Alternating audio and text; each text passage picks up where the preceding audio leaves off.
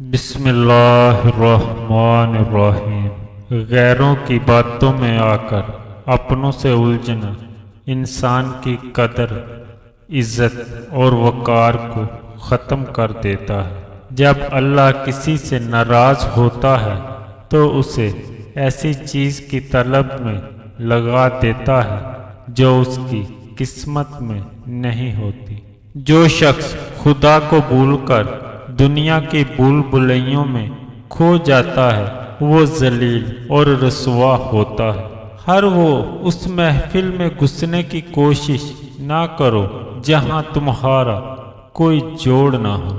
دھوکہ دینے والا خود تو مصائب کا شکار ہو جاتا ہے لیکن اپنی نسلوں کو بددعاؤں کے سپرد کر دیتا ہے۔ اگر تم اپنے تکبر کو توڑنا چاہتے ہو تو کسی غریب اور مفلس کو سلام کیا کرو۔ پڑھنے، دیکھنے اور سننے کی عادت ہو تو اچھی باتیں کرنے کی عادت خود بخود بن ہی جاتی ہے۔ جس انسان کو سال بھر میں کوئی تکلیف، کوئی رنج نہ پہنچے تو وہ جان لے کہ مجھ سے میرا رب ناراض ہو گیا ہے۔ سپنے دیکھنا کوئی گناہ نہیں، پر اپنے سپنوں کو نصیب کے حوالے کر دینا بہت بڑا گناہ ہے۔ جس چیز کو تم برا سمجھتے ہو سکتا ہے وہ تمہارے حق میں بہتر ہو۔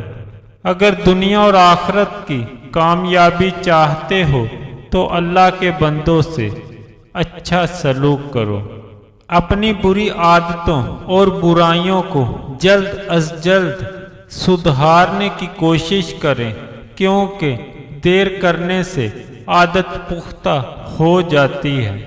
آپ فرشتے بھی بن جائیں تب بھی آپ کو برا کہنے والے لوگ موجود ہوں گے۔ اپنے کچھ لمحوں کے عروج پر غرور نہ کرنا، کیونکہ وقت بدلنے میں دیر نہیں لگتی۔